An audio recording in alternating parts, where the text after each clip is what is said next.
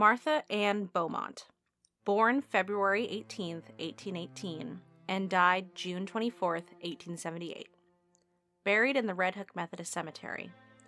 Her grave is located on the western side toward the back in the Curtis plot.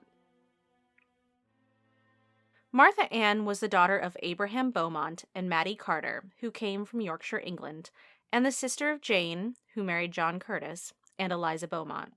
She never married.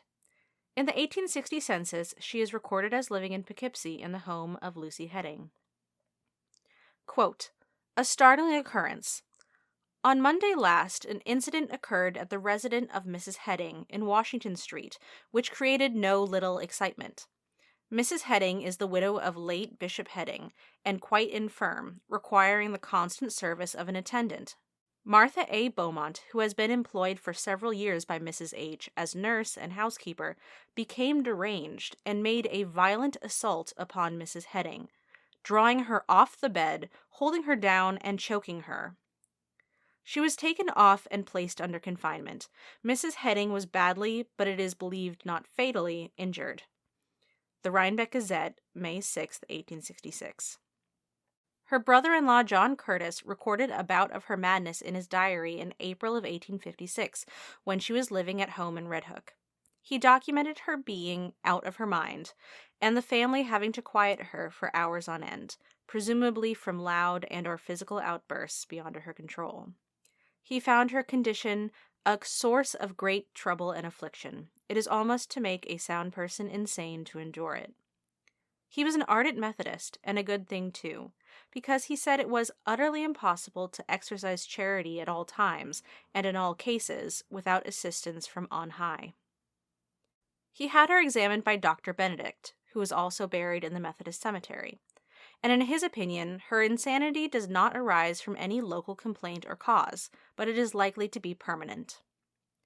John also sought advice from County Judge W. H. Nelson and William M. Davis, and started looking into sending her to an insane asylum. Toward the end of that month, Martha had improved somewhat, but he wrote to Mrs. Heading, her employer, that it might be some time before she could return to work, if at all. About 10 days later, he wrote, "Martha is much better. Idea of an insane asylum has been a great incubus upon me, and I am truly thankful to the giver of all good that it is removed." Commitment was off the table, for now. At the end of the month, he wrote that she was back at work and doing duty in a consistent, rational manner. What a relief to us. Of course, that would not last. As early as 1870, Martha can be found in the census, not in Poughkeepsie or Red Hook, but in Utica, New York, residing with hundreds of other inmates of the New York State Lunatic Asylum. It would appear that when she was taken off and placed under confinement after the 1866 incident, the family were forced to take steps to put her away. This was a very common practice in the 19th century, as insane asylums sprang up all over the country, some of the most notorious of which were in New York State. Then, the treatment of mental illness was the stuff of horror movies. The asylum at Utica that Martha Ann was sent to for at least 5 years, if not 12, was infamous for developing the Utica crib, an adult-sized, shallow, sturdy, short-legged crib with a lid, in which unruly inmates were confined for hours or days. It wasn't until the 1930s that the state banned barbarous methods of restraint such as this.